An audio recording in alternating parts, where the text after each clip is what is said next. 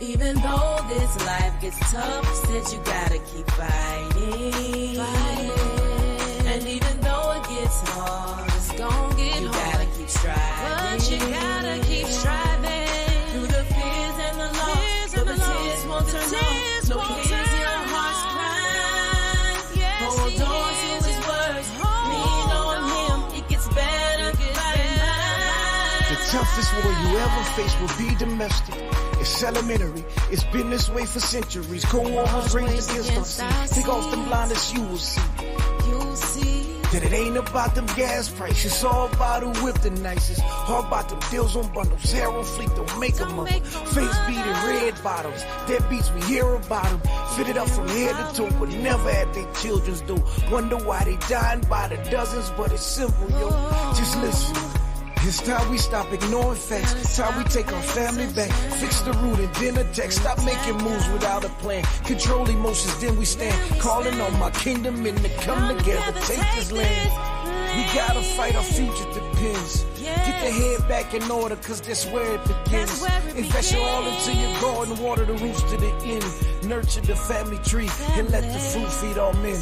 Just listen. Even though this life gets tough, said you gotta keep fighting. And even though it gets hard, it's gonna get you gotta keep striving. You gotta keep striving. Through the fears and the loss, so the tears won't turn off. No, he hears your heart's cry. Hold on to his words. Lean on him. It gets better by and by. Until my queen. Welcome to another episode of A Mile in My Shoes, where we ask the question, how can we say we know someone if we've never heard their story? Man, are y'all ready for the night, man? We have a very, very touching story coming from a Miss Jessica Bellard. This one goes out to all the mothers. I need all the mothers to pull up and strap up because we have a very heartfelt story. And without any further ado, I'd like to welcome Miss Jessica Bellard. Hey, how are you? I am wonderful. How about yourself? Oh, I'm doing well. Look, thank you for coming on. I got a little bit of your story, and I'm excited to hear all about it. So look, like I always say, I got my invisible popcorn. I'm strapped in. And y'all drop some hearts for Miss Jessica as she presents her story. Let's listen. Okay, so I just want to say thank you. Thank you for the opportunity. I love the name of the show, by the way. Yeah, so I guess I'll just introduce myself. I am Jessica Ladette Bellard, and I am originally from Louisiana. I'm from Jeanerette. Jeanerette in the house. Yes. But now I live in Orlando, Florida. I guess a little bit about me is I am a mother. I'm a widowed mother of 5. I was widowed at the age of 35. And I have an 18-year-old, I have a 13-year-old, a 12, one that's going to be 10 on Sunday, and then my only son, he's 6. Got you. So 4 girls and a boy. So I am a homeschool mom, but other than that, I am a business owner of multiple businesses. I am a 6-time international best-selling author. And I also have an organization that I just recently started here in Orlando for widowed moms. Wow. Because one thing that I found out through this journey is that back in the days, we often thought of a widow as maybe, in their 60s, 70s, someone older. We never thought, 20s and 30s. Right. And I'm seeing so much more of that these days. As a matter of fact, my niece just lost her husband, and they're only like right at 30. So I'm seeing it a lot more and more. So I started asking questions because through everything that has happened to me, I always wanted to be a server. I wanted to serve the kingdom. So, I began to ask God, through this hurt and this pain, what can I do? Not so much of me wanting to sit and soak in the pain of what losing my spouse caused me, but I wanted to be able to help others. So I asked a lot of questions in my widow groups and things like that. And I started seeing, like I wasn't prepared, which I don't think anybody could per se get prepared. Maybe financially and things like that. You can have some things in place, but prepared mentally, no, I don't think nobody can ever be prepared in that way. So I started an organization here to be able to help women and single mom. Well, I don't even say single moms because we're not a single mom. We're a solo mom. And single because I feel like, when you say single, there's a dad somewhere out there, whether he's active or not active, he's out there somewhere.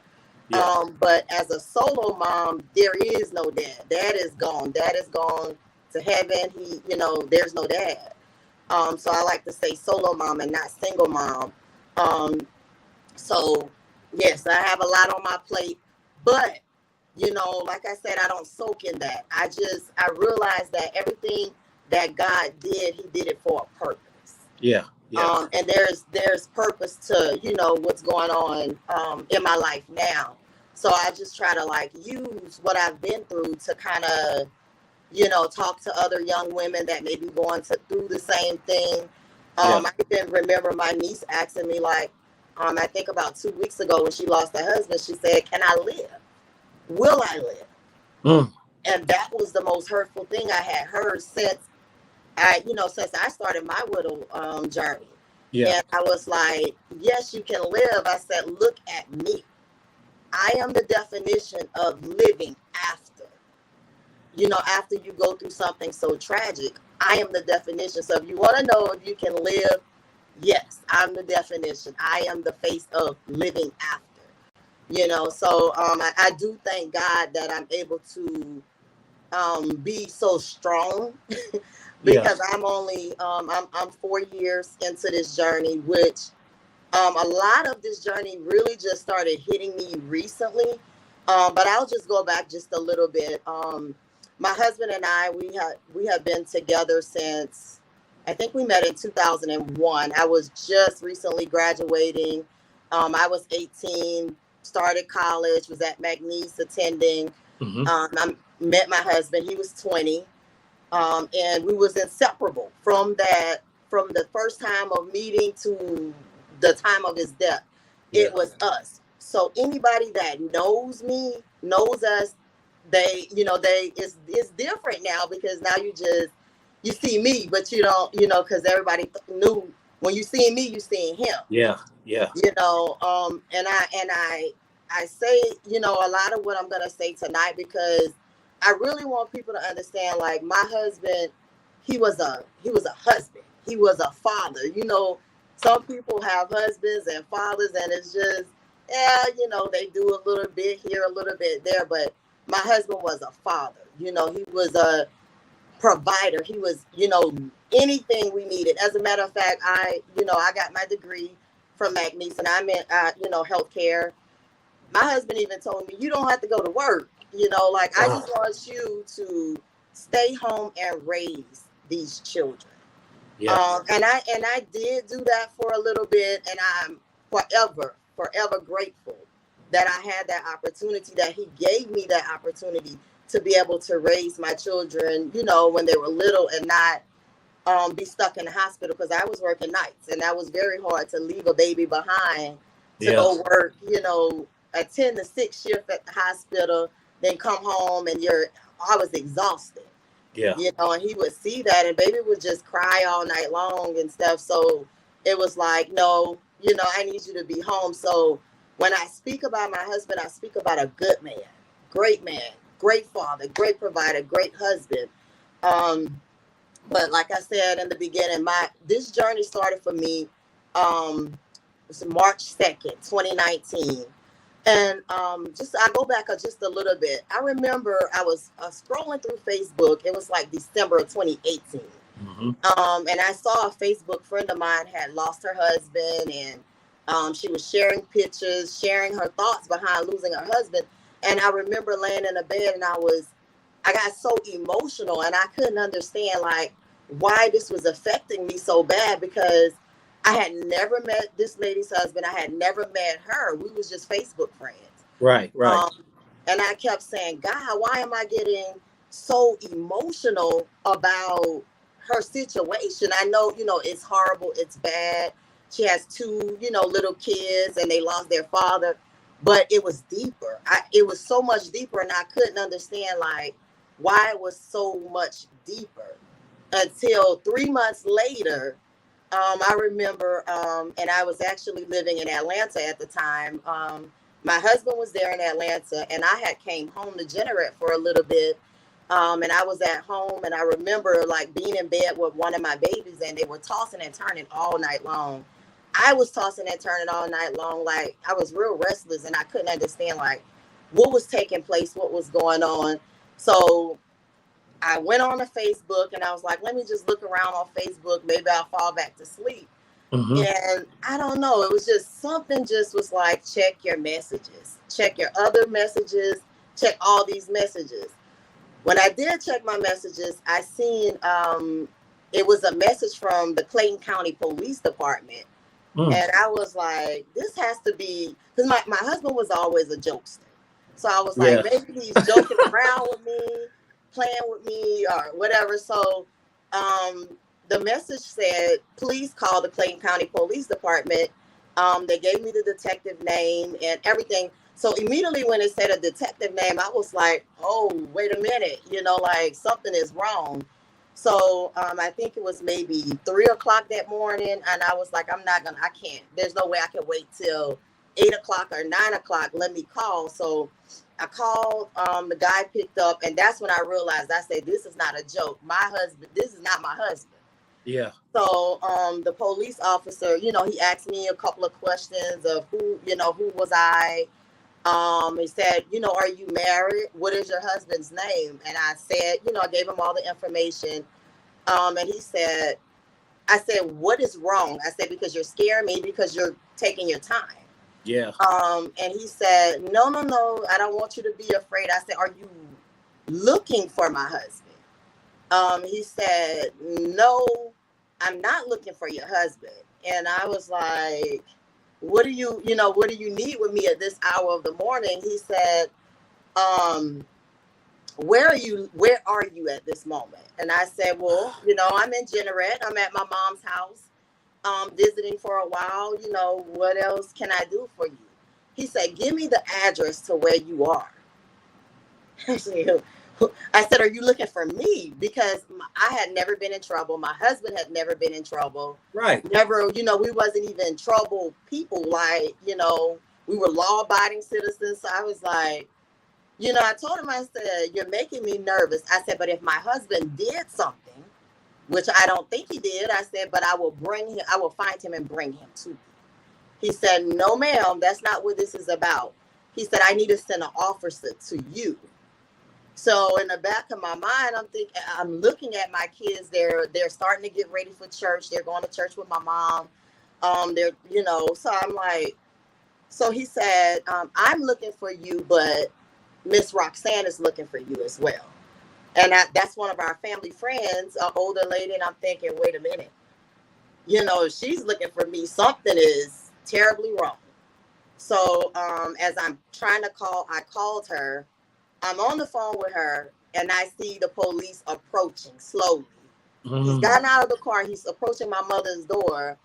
And my mother immediately goes to the door. She's like, can I help you? She's backing them off of me because she's already fearing that something is wrong.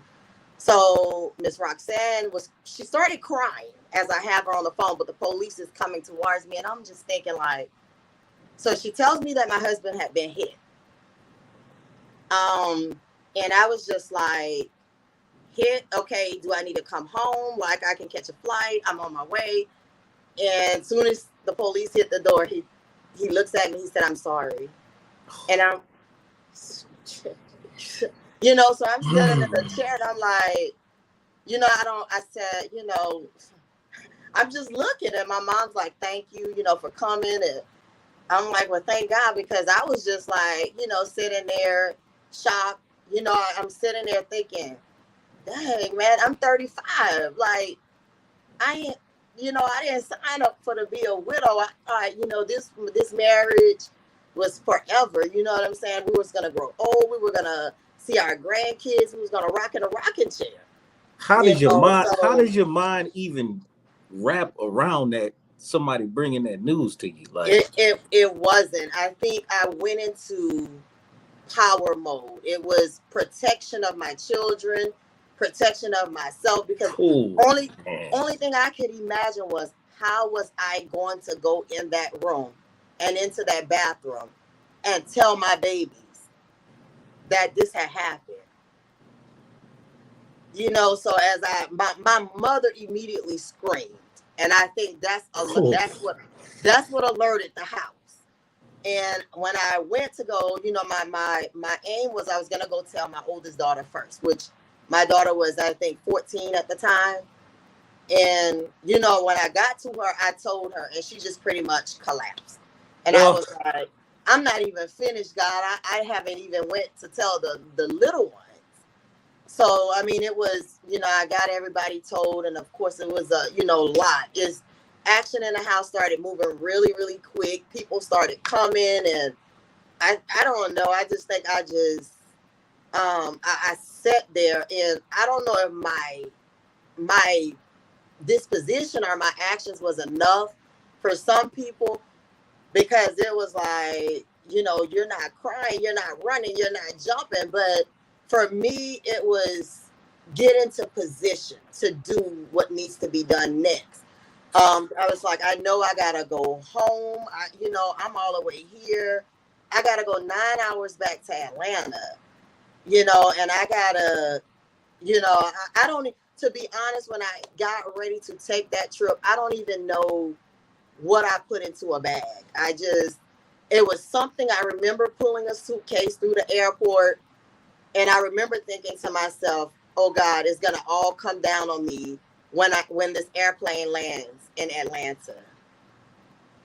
And I was just like, God. So as I'm flying, and I had to fly alone because my mother, she stayed back to take care of the kids. So I was like, oh my God, I'm flying here alone. I don't know what to feel. I don't know what I'm coming into. I gotta identify this body. I gotta,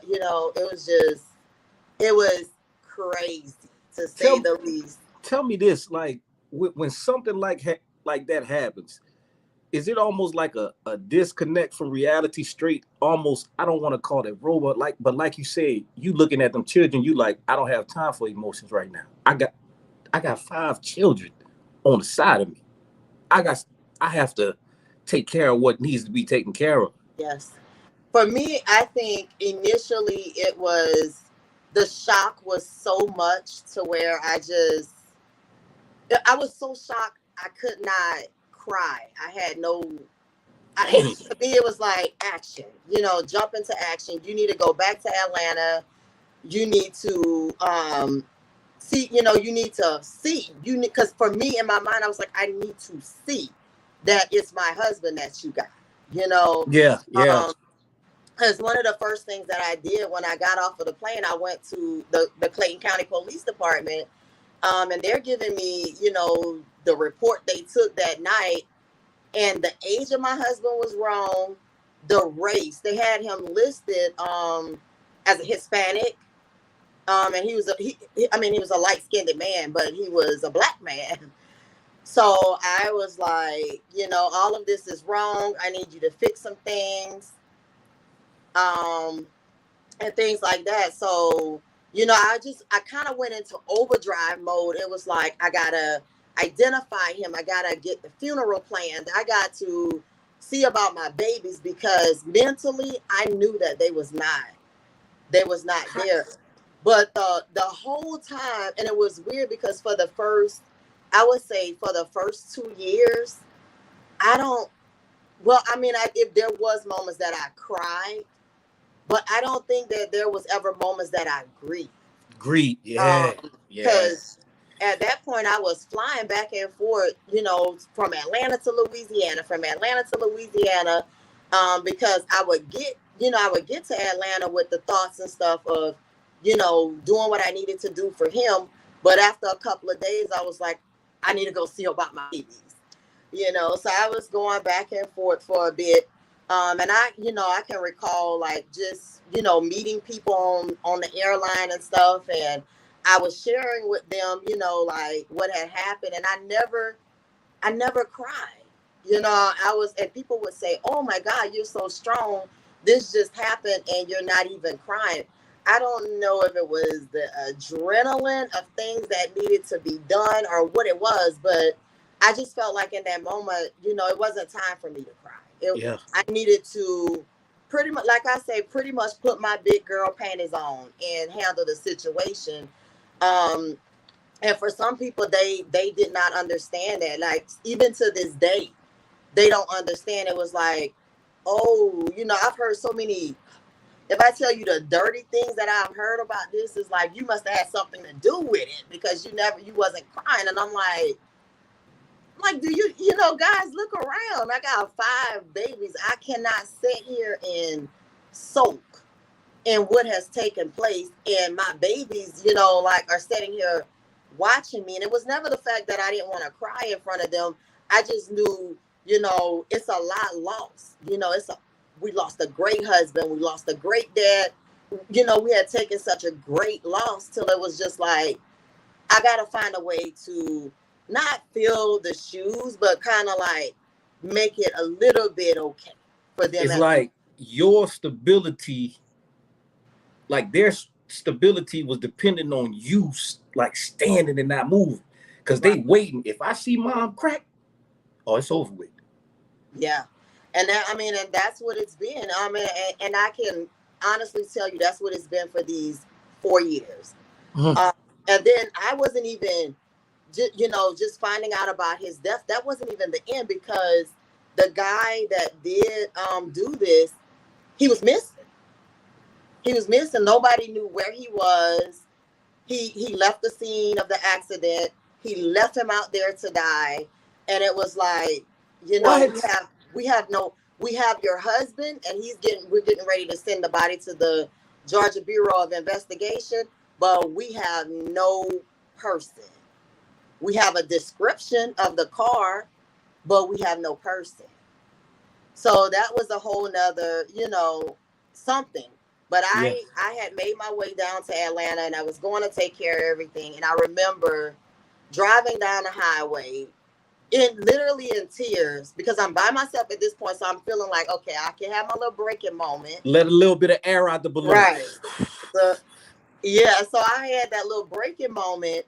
But I remember my daughter calling me. Well, I remember I missed the call from the district attorney. Mm-hmm. And I said, well, once I stop the car, I'll call the district attorney back to see what they're saying. So in the midst of that, my daughter calls, and I'm going to take that call. I'm going to take that call because I was like, I'm away from them. And I remember hearing my oldest daughter say, "Mom, they got him." And I said, wait. She said, they got the person that killed Dad. Wow. And I said, how do you know that? She said, I see it on I guess, she had been watching the news and watching the newspapers and everything. And that's when I like really welled up in tears and was like, oh my God. So I'm asking her, I say, who is he? Do we know him? Like, what's going on? And she was like, no, but he is from the area. So I'm like, okay, so I was like, let me call you back. Let me get to a stop so I can call the district attorney. So the district attorney tells me, it was 4 days later. He was repairing his car. He took his windshield out because my husband went into his windshield. He took the windshield out and he was repairing it. And a neighbor saw him and saw, she remembered the report of the car and, what had happened. And to top it off, it was only about a mile away from where the accident actually happened.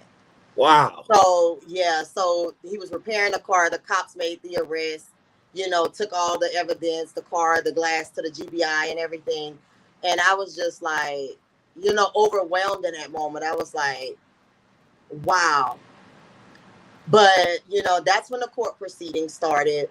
of getting the formal indictment, Mm-hmm. and that was one of these moments where it was very emotional for me. But I was there by myself. I was there by Yeah. myself in court.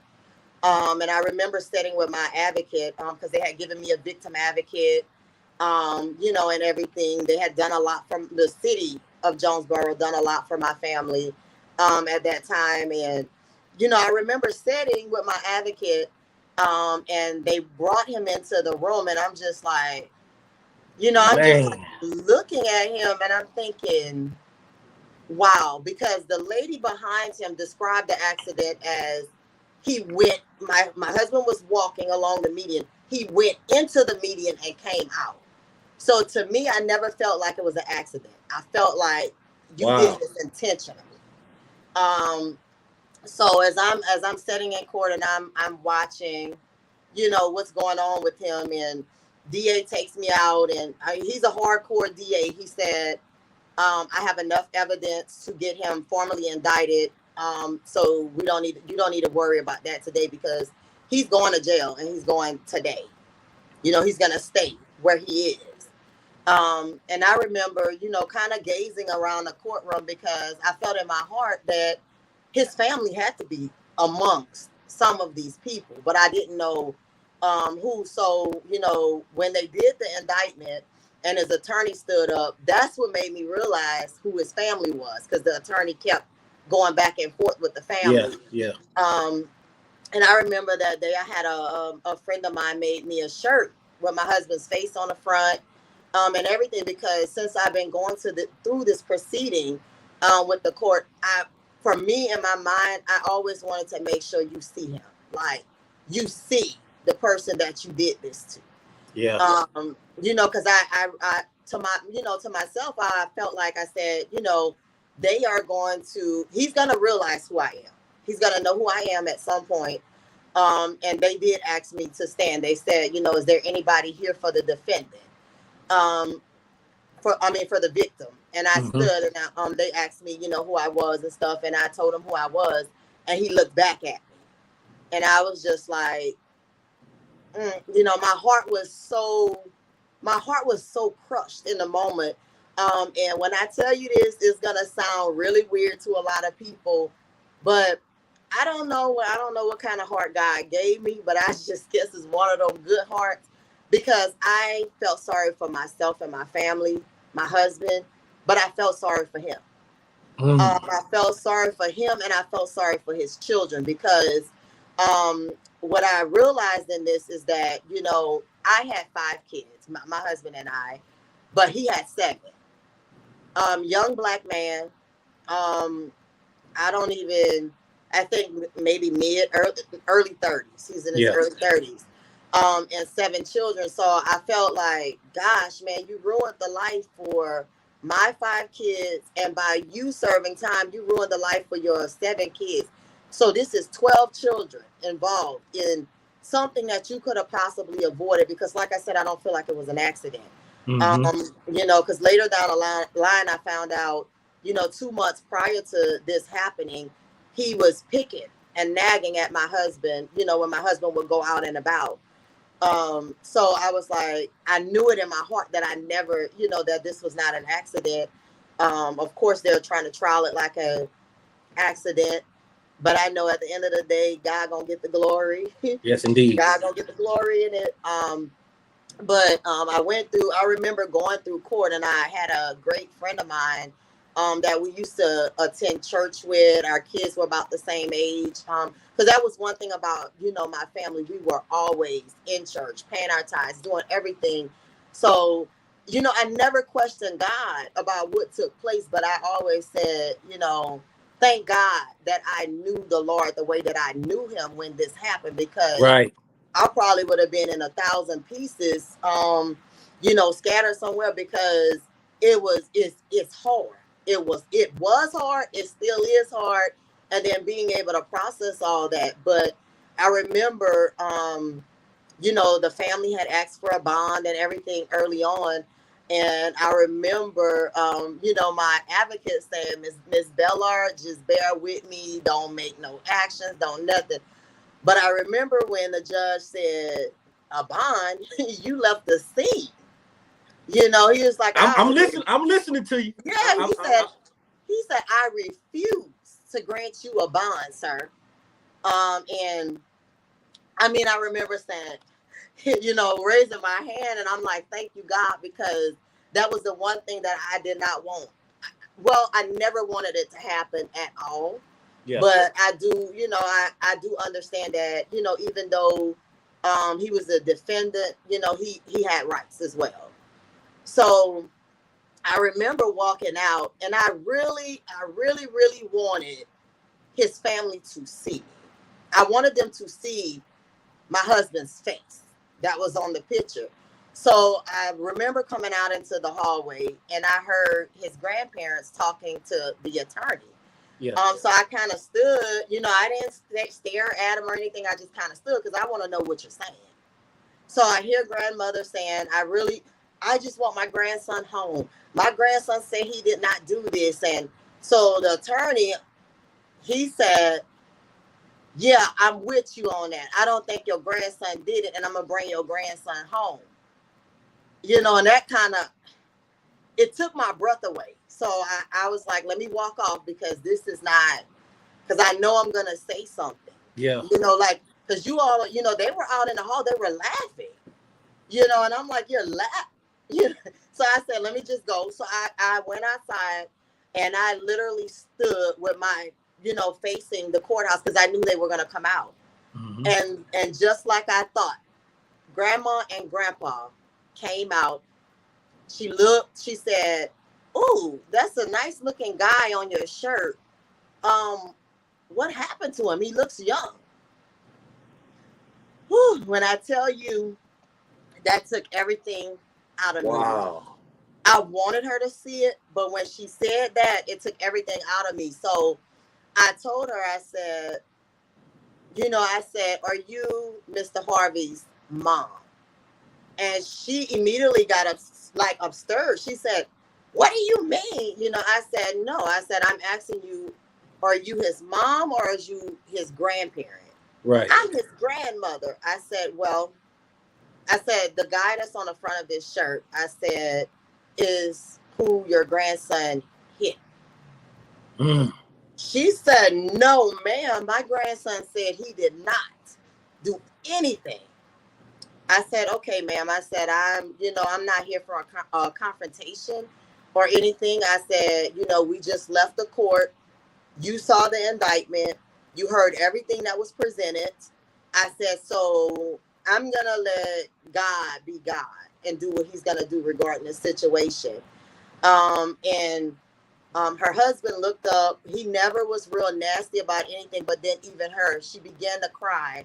And she said, "I'm so sorry. I'm sorry." But she said, "I'm sorry, but my grandson said he did not do it." And I said, "You know, ma'am," I said, we'll let God be the judge of that. You know, I said, it's not against you guys. You know what I'm saying? It's not against y'all. I said, but we'll let God handle that." And then she said, yeah, because our lawyer informed us that your husband had a daughter." I said, "Ma'am," I said, "my husband has 4 daughters and a son." I said, "As a matter of fact, we just had a son. He's 2.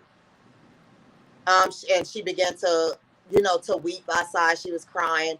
And she was like, "Can I please just hug you?"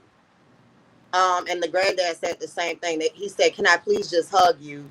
And I remember going home and telling my family and friends that I did hug them. You know, I embraced them. And they was like, "What is wrong with you?" You know, and I'm like, I said, I don't have a heart. I didn't have a heart to walk away from her and say, "No, you can't, I can't hug you, or you can't get a hug from me," because I felt like in that moment, I felt like they had absolutely nothing to do with what had taken place. So, I did, I hugged them, and I remember her crying all the way, to her car.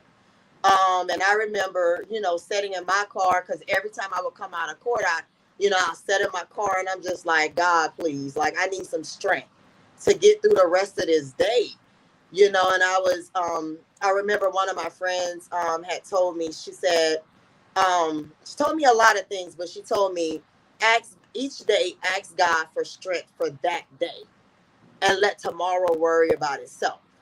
And I remembered that, and I kept saying, God, strength for today. Tomorrow will take care of itself.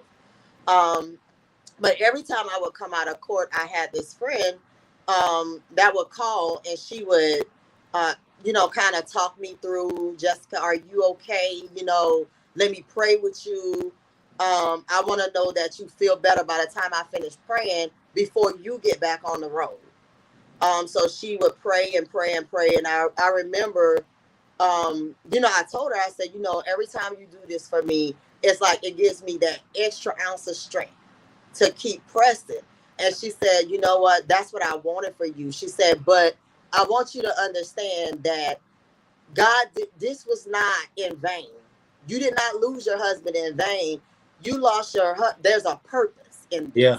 And my friend was, she was real business minded. So she said, I believe it's something God wants you to start or something that he wants you to do to help the kingdom regarding this situation. And I remember saying, yeah, but I'm kind of struggling in my mind right now. Although, I'm a businesswoman as well, been a businesswoman, even before my husband passed away.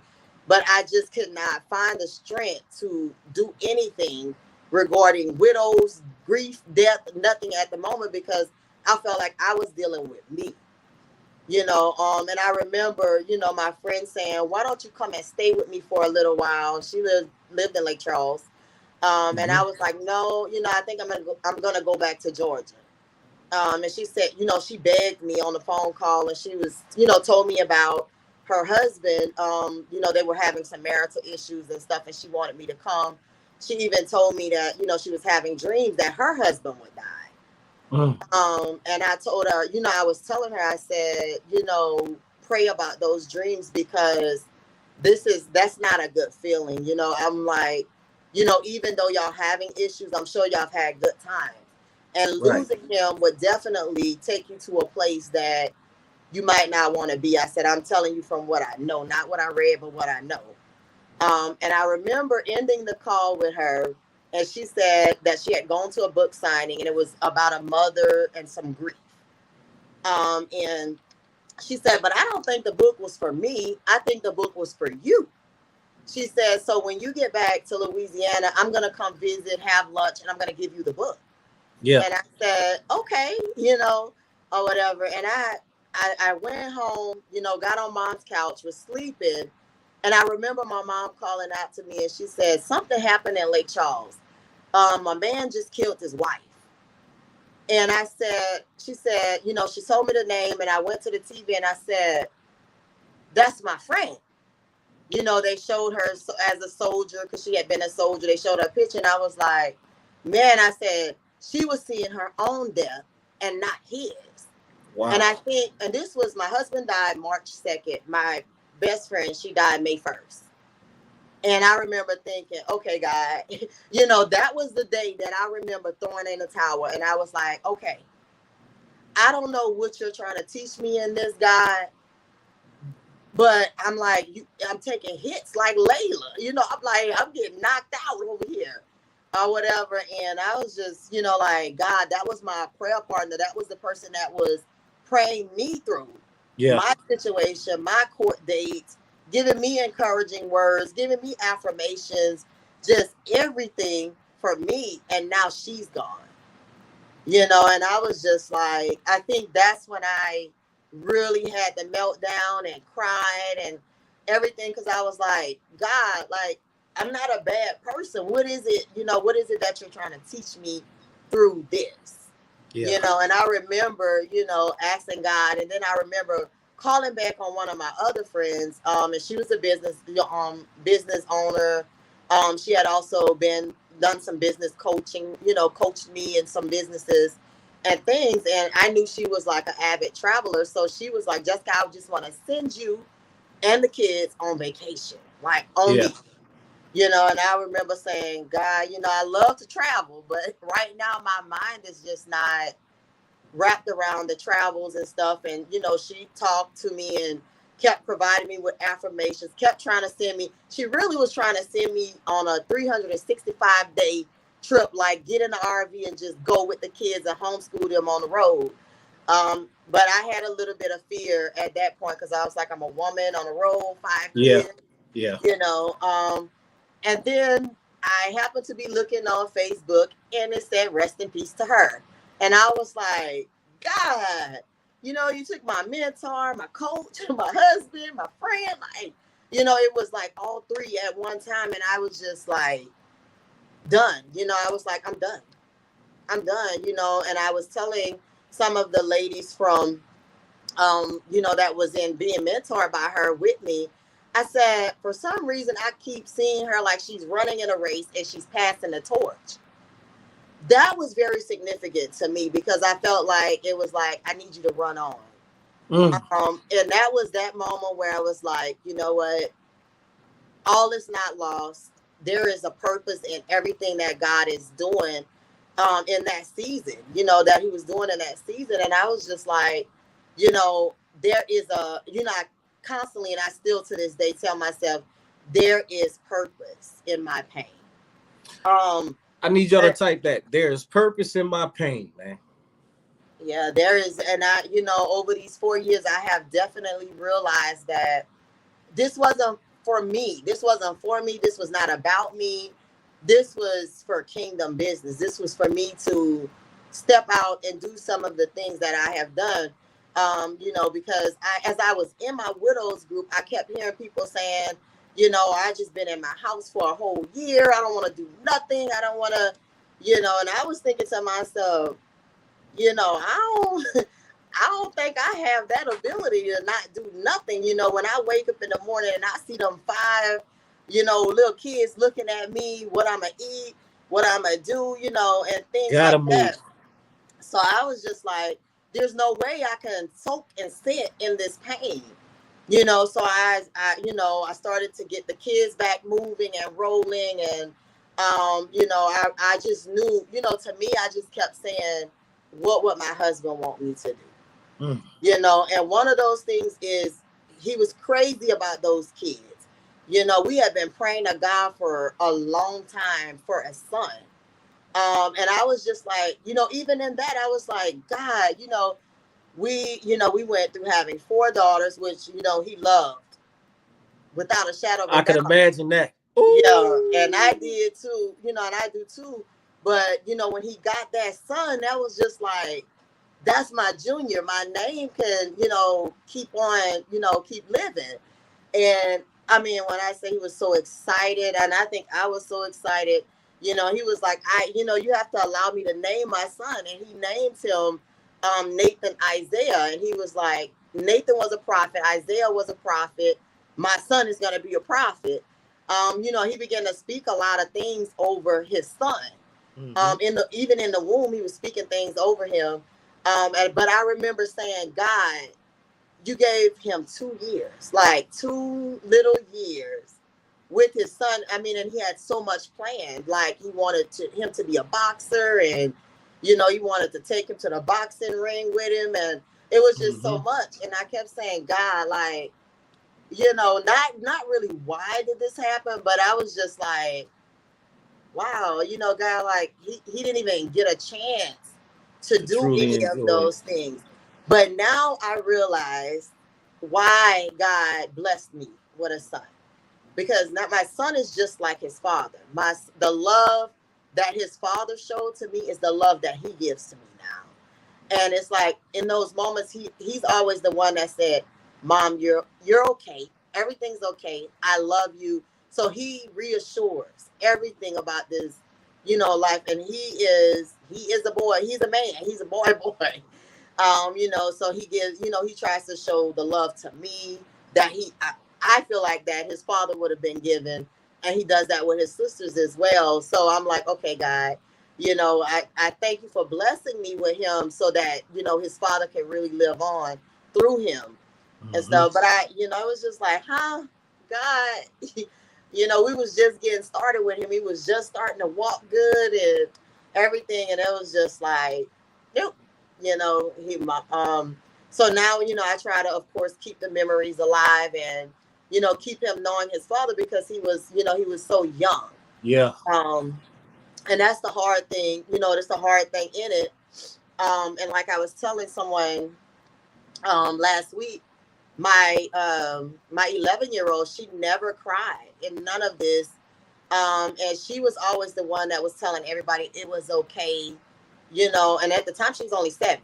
She said it was okay. Everything's gonna be all right. We're gonna be okay. Dad's okay. And now 4 years later, it's just starting to set in, and she's waking up saying, "I want my dad," screaming. And when I try to tell, parents, that's a hard thing because as a parent, we want to give our children everything. We don't want them hurting for nothing. We want them to have, everything that we can possibly give to them. And when you can't take that pain away, that's undescribable, right? That's a whole nother, because when I tell you, I might wake up and I'm in the best of spirits. But when one of those kids come and say, "I want my daddy," or "it's not a good day," it takes me all the way down, through there. So when I post and stuff, on social media, like I do affirmations and things like that, try to encourage people. But I tell people all the time, I'm encouraging me. I'm encouraging y'all, but I'm encouraging me. And I gotta do this to keep going and to keep moving. But like I say, I just tried to turn this, what was such a tragic event and painful for me and my family, into, something that I know that my husband would be proud of. Yeah. I knew that he would not be proud of me soaking in the pain, soaking in the hurt. And even, my husband was such a good man right now. I feel like if he could even come back, he would probably say, "Let the guy free." Because, that's just the type of person that he was. Yeah. Loving, caring. He never wanted to see anybody hurt. He would literally give the shirt off of his back, to the next person. So I know he probably would say, "He got kids. Let him go home," I'm literally like looking at you and truly listening to the story. I just can't. I'm hearing you say it, but I just can't even imagine what it takes to even. It's like I'm listening to it as a parent, and I'm like, "It's no way this woman real."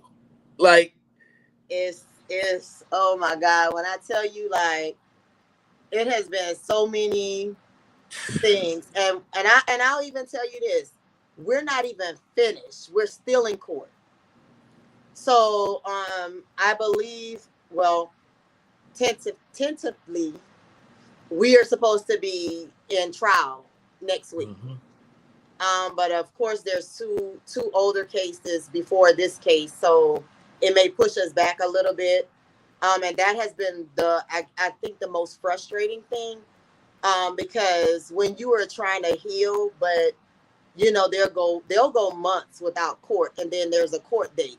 So it's like it rips the bandage off of a sore again. So even though you're trying to heal, when they put you back in court, it's like you're talking about this again. You're ripping the bandage back off.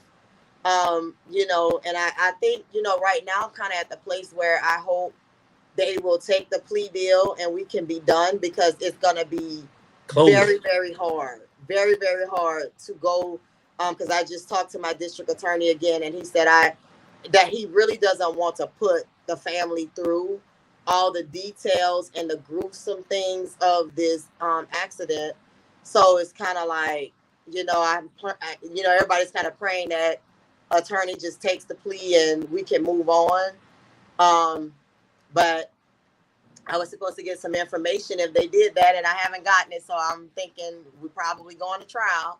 But, and then that's another bout of strength that I'm praying for, because that's a whole nother, ballpark that I got to go sit and hear what you did.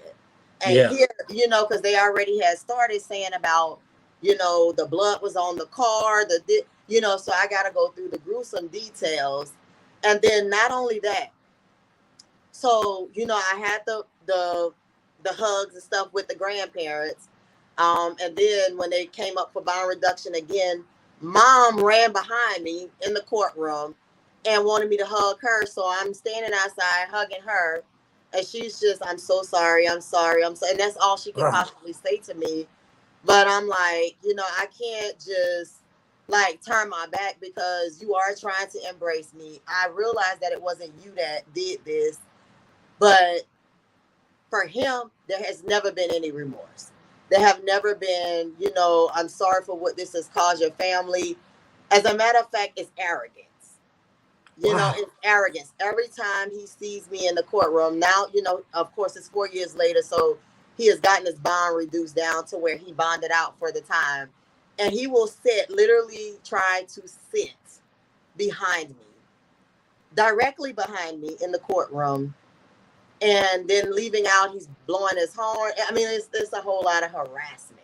Wow. And it's more like the arrogance is like, I did something to his family.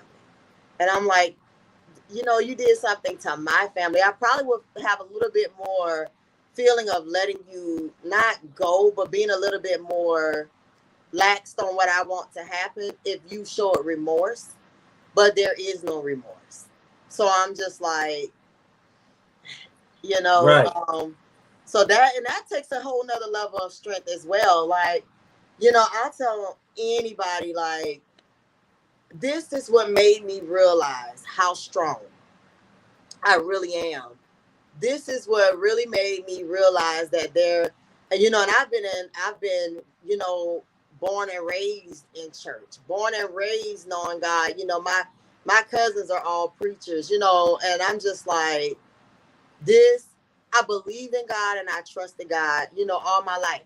But I have never trusted God like I trust God today because, I know him as, some different things. Now I'm like, I know you as a protector, a provider, a mind regulator, because I'm like, people don't even realize what this has done mentally and Right. how much strength it takes to just get through a day mentally, not physically or anything. And I mean, even when I say the physical effects, man, let me tell you, like, I was a diabetic before this happened, but I never realized that you could be grieving and going through so much that it will have a physical effect on your body.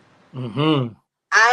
When I say I think, man, I went through heart monitors. I had everything on me. Like, it was crazy physically, but mentally, it's kind of like I gotta wake up every morning and put on the whole armor, like like they say, like the words. I gotta physically put on the whole armor because I never know what the day is gonna hold. I can be okay, I cannot be okay. I could be doing fine, and then one of the kids come and they're not doing fine. So it's kind of like, whoo, You know what listening to your story did for me? Like, it gave a real life, what word can I use? Reality check on how we don't appreciate. Let me tell you, if I could tell you anything, your loved ones, your spouse, if I could tell you anything, I would definitely tell you to enjoy the time. Also, take lots and lots and lots of pictures, lots and lots and lots of videos, because that's one thing that I found, and I thought I was a picture taker, but, when I'm wanting to post stuff, now I'm realizing that I don't have a lot of pictures of you. I don't have a lot of pictures of us. I don't, so I find myself posting the same things over and over. And then, sometimes you just want to hear that person's voice. I think, and this was because my daughter was doing a lot of looking, because we used to speak a lot. We used to travel and we used to speak on a lot of stages, and things. And there was one lady that had recorded. And my husband was a speaker that day, and that's how we can still hear the voice. Because my daughter pulled up the content. And I was just like, thank God for that day, because I have nothing of his voice. Now you do know, side note, that there's programs that's AI you can load his vocals into, and it recreates everything. Oh wow. Okay, yeah, I need that. Because I was just, that's why I started telling people, I'm like, lots of pictures, lots of Yeah. videos, because it's going to come, a point where you just want to hear their voice or you just want to see their picture. And for a while, to be real raw and authentic, for a while, I didn't want to hear the voice. I did not want to see the picture because I was just like, every time I hear the voice or see the picture, it's breaking me down. But now, as time is kind of progressing, it's like I'm forgetting your voice. So I want to hear your voice. That's why I'm like, record it. Appreciation, man. Ooh, I'm Yeah. telling you, So this is a real life reality check, man. yes, and This, when this I this said is gonna this is gonna be a real life reality check for all of us. I'm not joking. I'm talking yeah, about we just believe that we just know tomorrow is gonna be here. yeah. But I tell you one other thing about this whole situation. The passing of my husband made me realize that we were so connected that I lost Jessica because it was a us. It became a us, a we. It's us. So it became what we like to do, what we like to eat, what we want to go, where we want to go. So I lost me, and I realized that because now it's like, oh, whoa, I love avocado. Oh my god, I love just sitting by the beach for hours. This is just Jessica. This is not us. This is Jessica. So that was a reality check for me that, when we get into our marriages, we become so one. And yes, we are supposed to become one, but we become so one that we forget who we are as an individual. So, I really learned that in this process. So I really even try to tell, married couples now, like, always take time for just you. Even though you take time for the wife, the husband, the family, take time for you, for something that you love to do. You go do what you love to do and leave the wife at home, or leave the husband at home sometime, just so you don't, so that you don't lose you, Mm-hmm. because death is inevitable. It's coming. Yeah. We don't know when, we don't know how, but it's coming. And like I said, I wasn't, I don't even think there would have been a way for me to even prepare if the Lord himself would have even said this is going to be the day and the time and the hour. So I don't even think, I can, I can't even tell you, don't nobody how to prepare. But what I've learned through this is I can't tell you what it felt like and what I Yeah. went through to, try to help you avoid some of the things, because some of the things that was said in my widows group is that, some of these women, their husbands was paying the bills and taking care of things. So they didn't even know how to like start with their bills. Um, Survive.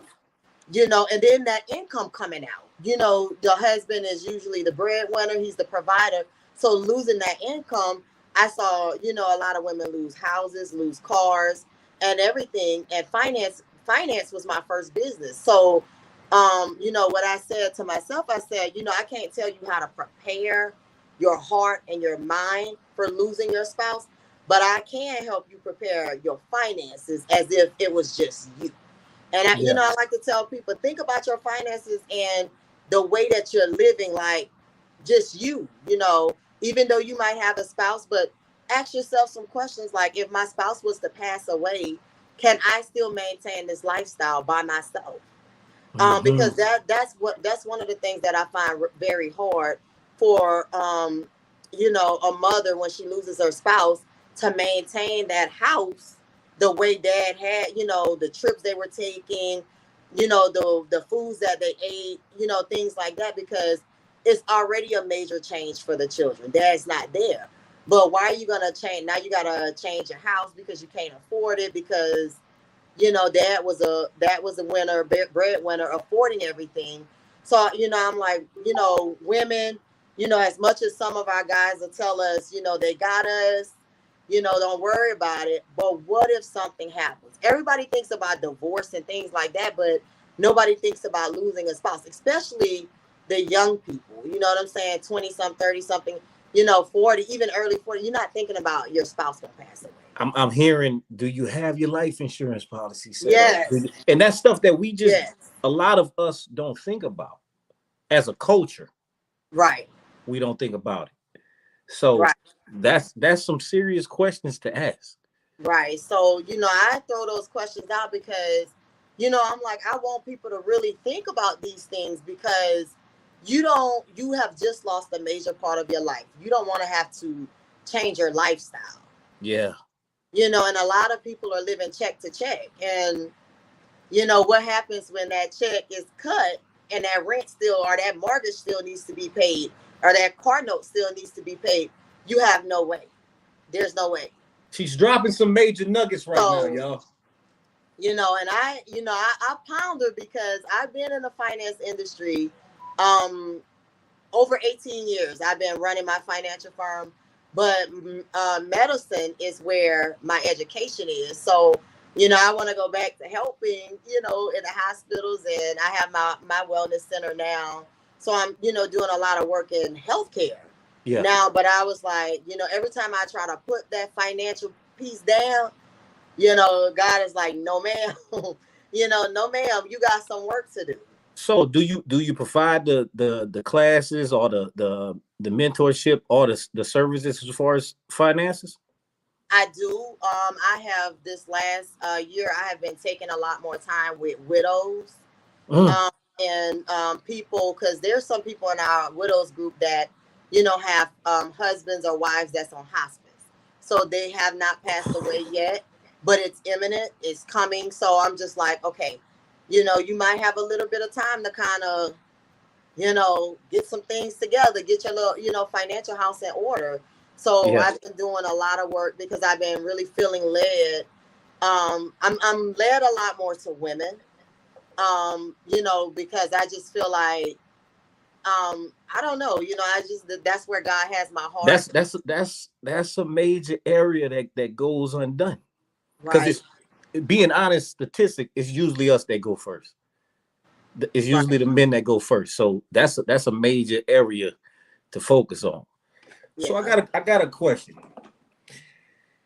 for the ladies or for young men that may be dealing with this situation. If you had to sit in front of an individual right now that's going through the loss of a spouse, what would you give?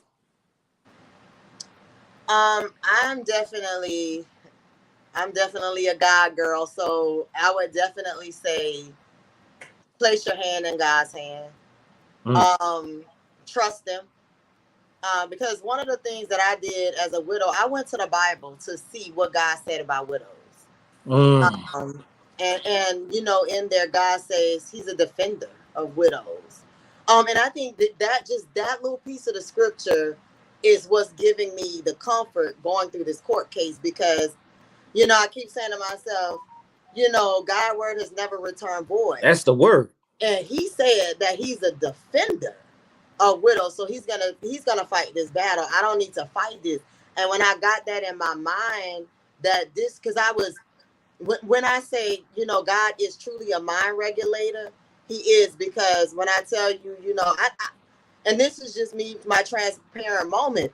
I thought, I remember sitting in a church parking lot screaming because I was like, I need a place where I can scream, where it's not gonna like alert nobody. So I remember thinking, hey, church is not in session on this day, so I went to the parking lot and I screamed. I just had my moment of release, just said everything that I needed to say to get it out of my head and everything. And then it came to me plain as day. It said, God is a provider. He's a way maker.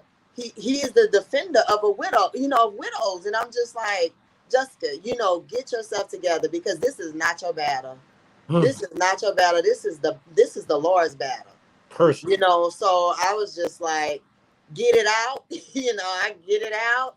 And I've had several moments where it's just like, I just need to go to a parking lot somewhere. I just want to scream. I just gotta let it get off of me, because I'm like, my mind is thinking like, what's next to do?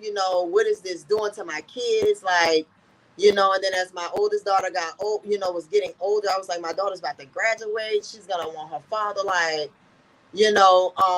but then I realized, I was like, God is a good God in the midst of the storm, in the midst of everything that you could ever go through in life. And I remember saying to myself, as I was sitting there, I'm like, Jessica, your daughter is now the oldest, the oldest of the kids. She's going to be 19 next month. And it's like, you homeschooled her even when, even in the midst of all of this taking place in your life. She's a 4.0 student, MDJD. She's going to school to be a lawyer and a doctor. So it's like, it's just the little things like that that reminds me that God is still faithful. And God is still good. So it's just, I started realizing, take the little bitty things in life, the things that most people just take for granted. I'm just like, the air that we breathe, I'm like, people take it for granted. And now, I walk outside and I'm like, thank God for his goodness. Just this fresh air blowing up on me this morning. I could have been dead sleeping in my grave. Because it's a real reality check. I'm telling you, your story is making time stop right now and be like, hey. Because I went through, what? Would it even be better if I just be gone too? So I've never been a suicidal person, and I'm not really a suicidal person, but I did have that thought in my mind, like, God, this is too much. Like, this is too rough. I'm left here. Because I went through those stages of grief, like from the shock to the angry to the, because I even said, what do you, so you thought it was fun. You thought it was fun for to just leave me here to take care of 5 kids. You got, you gave me all these kids and then you just left me here. But now, I realize now I'm like, no, God gave me all these kids because he knew what was going to take place, because it was already written in the book of life. And he knew that I was going to need to be showered in love, and when I say they shower me, they shower me. When I say that oldest one will sing me straight up out of depression, up out of everything, because it's like, sometimes I just tell her, come here and sing, just sing, and she, because she's been music, instruments, vocal. So I'm like, just sing me. And I even had one of my apostles, he said, that baby is going to sing you straight through everything you're going to go through dealing with this. And that, it was early on and everything. And I was just looking at him like, what you mean? But now I understand, because I'm just like, sing, just sing to me. Yeah. Let me get my mind right. And she'll sing, she'll sing. Now, sometimes she's like, Mama, really? You want me to sing again? And I'm like, just sing. Them children are a strength, man. Hey, yes, them children. That's where most of my strength comes from, and I'm thankful and grateful to God to like good sister. And I call a lot. I got several people I call my sister, and they're not my biologicals, but when I say just calling to make sure that I'm okay, sending things for the kids, I prayed for you last night. And I'm like, people just don't realize how much I'm just checking on you, mean to somebody. Come on, man. So, like, I'm just like, God. But I tell you, even in the midst of all of this, and it was so crazy, because even at my husband's service, I had so many people stand up and say, I'm not going to be like everybody else. I'm going to always be there for you and the kids. And I have not seen none of them people. I have not seen none of those people. Like, I have not gotten a how you doing from none of those people. And I tell you this, I lost a lot of people along the way, because people wasn't understanding that if I didn't answer my phone, I needed my time. Yeah. So a lot of people went away. And at first I was like, God, what's going on? You don't understand what I'm going through, what I've been through. And then I realized, like, some people are only for a season. They're not meant to be here always. If they cannot understand what I'm going through, it's okay. Let them go. Yeah. But and I begin to pray, God, only bring me genuine people into my life, into my kids' life. And now, the people that's in my life, I look at them and I'm just like, I feel so at peace with you. So I know that this was nobody but God that put you in my life. So I'm thankful for you. And I have one of my good friends, she's a widow as well. And she was widowed before I was. And I'm like, Lord, she doesn't even know, like when she just call and say, sis, you good?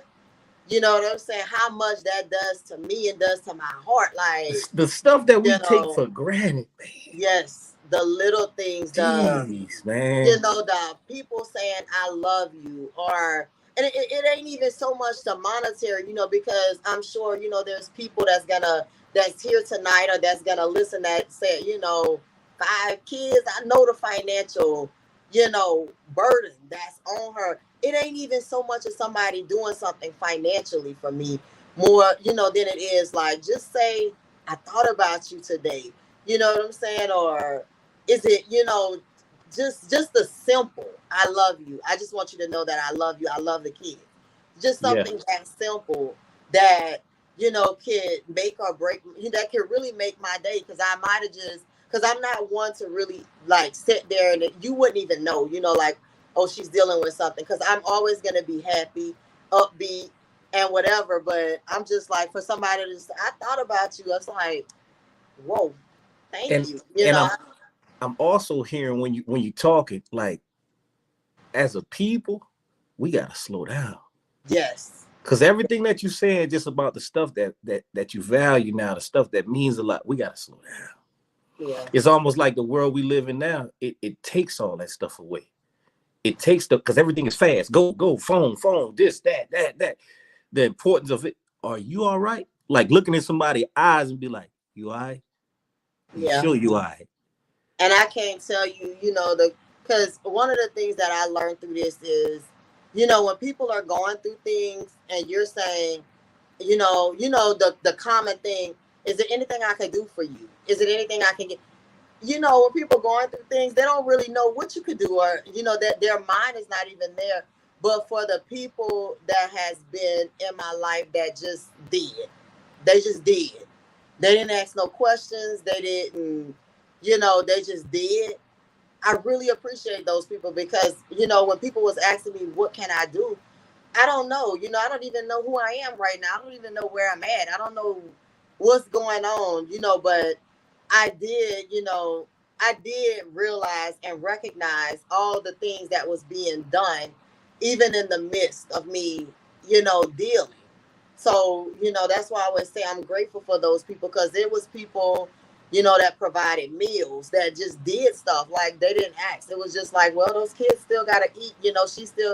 She still got to eat. I was coming back and forth. And when I tell you, like, it has been so many people that has been so instrumental to me, even in my coming back and forth, it was like, meet me over here because you need to eat. I know you didn't eat because you're dealing with so much. Yeah. So, and I got one of those friends. I still got her and I love her to death. And when I tell you she was my Facebook friend, but we did not know each other. And she said, where are you? I said, I'm in Kanye. She said, I'm in Kanye's too. Come meet me. And and she fixed a feast at her house and told me to just eat. And I remember walking in and I said, are some more people going to join us? Because this is a lot of food. She said, no, this is for you. And I was like, man, and I tell you, when I still have her as a friend to this day. And I love her with everything inside of me because she didn't even know me. She just said, I saw your story on Facebook. And I wanted to be, instrumental to you. And that was different, because like you said, the world is moving so fast. People are not taking time to say, I just want to be instrumental to you, and I was just like, man, I'm forever. When I say forever grateful for some of the friends that I got, in these last 4 years, and that just has been there and standing in the gap, the prayers, the everything, it's, I don't even have a word for it. I'm just like, God, thank you for seeing me. Thank you for, keeping me in your favor. Like, I think I'm just like every single day I'm like, God, I thank you. I just, it's so much that I can, thank you and be grateful for. But I'm just like, God, I know you understand my heart. I don't even have to say it in words. So, Mm-hmm. Look, yeah. Miss Jessica, I I just want to say thank you for your story. You are so welcome. Like, I'm pretty sure that everybody that's on this live and everybody that will see this live really gonna have to take some time, and all of us are gonna reevaluate some things in our life. Yes, and you know what? I pray that that's what happened. Before I even came on this line, I was like, God, use me in the way that you need to use me tonight. And I just pray that, if it's anything that they would take that, like to slow down and just, be grateful for, more things in life and realize that, that people are not promised to you. Your kids are not promised to you. Your spouses are not promised to you. And love them a little bit harder because of that fact. Like I like to say, you don't know, we don't know the day, the time, nor the hour. It could be the next hour. And then here you are with regrets, like, I was so nasty to that person. Now that person is gone. I can't even tell them, I apologize for the things that I did to them. Or Mm-hmm. you're like, God, if I just had one more moment to just hold my person a little bit longer. So it's like, I really wanted people to take that from this is, hold your person, hold your child, hold your friend just a little while longer and say, and let them know how much you love them. Because once it's over, it's over. You can't tell nobody how much you love them once, you're looking at them in a casket. You can't say I love. I mean, you can say I love you, but you Mm. know they don't know. They don't know. And Y'all, y'all drop some hearts right now if you was touched by this story. Oh, where my sister went. oh, blew my phone. There you go. Y'all, Yeah. y'all So drop them hearts right now if this testimony story has froze you in your seat like it has frozen me. Like, yeah, this is. I'll just say this: you think that you're only blessing the widows? yeah. No, you blessing all of us. All Yes. of us. And that's my prayer. I'm like, it's never, I never want this or any part of my story, my testimony to ever be about me.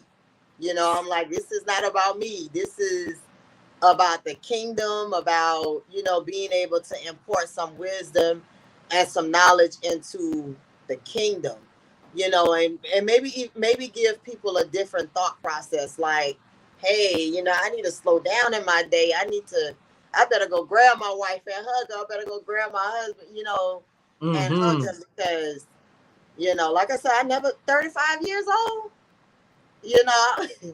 If somebody would have told me that, I would have said no, not at 35. 35.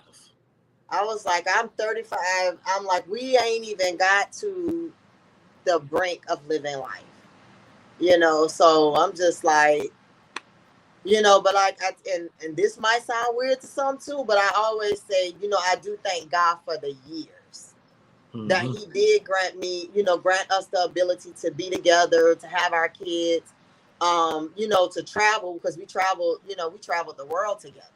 We Mm-hmm. spoke on stages together. It was a lot of things that we did together. So, I'm like, in that, I still have to be grateful. I have to be grateful because, some people, when I look in that group, some people didn't get the amount of years I got. Some people said we had just got married 6 months ago, or we had just got married 3 years ago. But that wasn't my story. And, that's why I thank God because I can say, you gave me from 2001 of meeting him till 2019. You gave me almost 18 years. So, and five beautiful kids. So, when I look up on their face, it's his face. You know what I'm saying? It's him. So I'm able to, because, when I look at the kids, it's a part of him in all of them. Yeah. And I'm just like, thank God for that. So I was like, people say 5 kids, 5 kids, but I'm grateful for that now because I'm like, I can look up on 5 different faces and see 5 different things, which makes me feel good in a day's time when I'm looking at those babies. Mm. And then when I'm looking at, because that first show I was like, how I'm supposed to do this? How I'm supposed to do this right here with all these kids. But now I look back and I'm like, I got that one to graduate. She's a 4.0 student doing well. All of the kids are doing well, and with school and everything. And got some that's going to graduate a little bit earlier than normal and everything. So I'm like, to God be the glory. I'm like, thank you for the strength.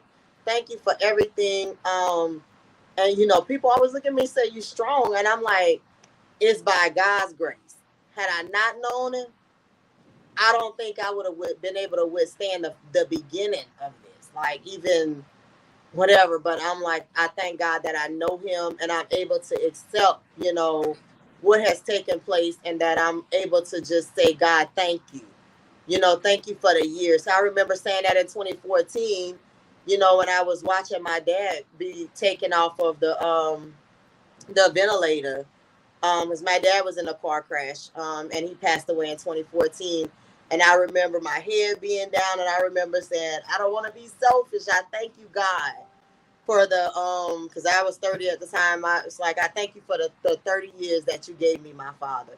And I remember the priest coming into the room and saying, why do you keep saying that? He said, your head is on the bed saying, I don't want to be selfish. God, thank you for the 30 years. I said, because I just want God to know that I'm grateful for the years that you allowed this person to be in my life. And I think that, because I was trying to, impart that in my niece 2 weeks ago. I was like, thank God for the time that he gave you with your husband. She, it's gonna take her a minute because it's new and it's fresh to her. But that's even my prayer for her, that one day she will say, I'm just thankful for the years. And that's a hard thing. But when you get to that point, you'll start looking at it a whole lot different. So now it's me turning my pain into purpose. Purpose for those around me now. So we thank you. Look, once again, y'all, please drop some hearts for this young lady and her testimony. If you was touched, drop your comments and let her know. Tell them one more time, how can they find you if they know anybody that is a widow? How can they get in contact as far as your program? Let us know one more time. Okay, so I am on Facebook as Jessica Bellard. I am also on Facebook and Instagram as Bellard Financial, which is my financial group. And I am also there as First Look Medical Scrubs, my scrub company. And I am also on social media under Ascension Holistic Wellness Center, and that's my wellness center. Ooh. Let's read some of these comments before we go out. Hold on. Let's see. We got Miss Tony. I love your tenacious spirit. That's my sister. Hey, we got Tony. Kwanda. Yes, I am so proud to call you my sister. Tony again says, thank you, beautiful. I appreciate your strength. Continue to stay strong and hold on to your faith. God is great. Love you, sis. We got a load of hearts coming in from Kwanda again. Load of hearts coming in. Look, my mother, Deborah, says your pain is not in vain. Your story has been a blessing. May God continue to protect, provide, and keep you and your precious family. Yes, Lord. Mama, thank you. Charles Spriggs, look, Pops say, I thank you for bravely sharing your story, testimony. Your honesty and vulnerability are truly appreciated. Look, Lord, look, we was touched. And like I said, I'm a real person. I'm going to reevaluate everything when I get up off of this live. Yes. Everything. And I'm a person that really loves gratitude and I'm going to reevaluate everything. Yes. And take lots of pictures and lots of videos and everything. Yes. Reevaluate everything. Again, we thank you. We going out with a song. And look, if you ever decide to come back for anything, we would love to have you back. I'm pretty sure you got more things you could share with us, more parts of how this goes, more about business, more about, we going to have you back, trust me. Thank you so much. Thank you again. Look, we appreciate you one more time. And y'all, we are out with a song. And I hope, again, that y'all gain something from this, y'all. I love y'all. I see y'all in a different way. It's more to y'all than posing. Posting pictures on your Facebook page. God giving power to uplift a man, to make a slave. Speak life into our dreams. Or tear us down and watch us fade away. Know y'all position, cause you're vital to the family structure. No replacing any mother. Careful how you treating love. Elegant, heaven sent etiquette is like no other. Her love is better than buttered biscuits right out the oven. Know who you are, don't let this world define. Shape or mold you, God's daughter, queen of nations. There's no box to ever hold you. Life creator, womb protector, heaven sent, love injector, backbone, best gift ever, worth more than hidden treasure. I speak life, cause this world is trying to turn you cold. Replace that heart of stone with flesh. We need your love to make us whole. Kick back your crown and hold us down. Together, we won't fold. Get back to love how God intended. Change to make this family Even though this life is tough, said you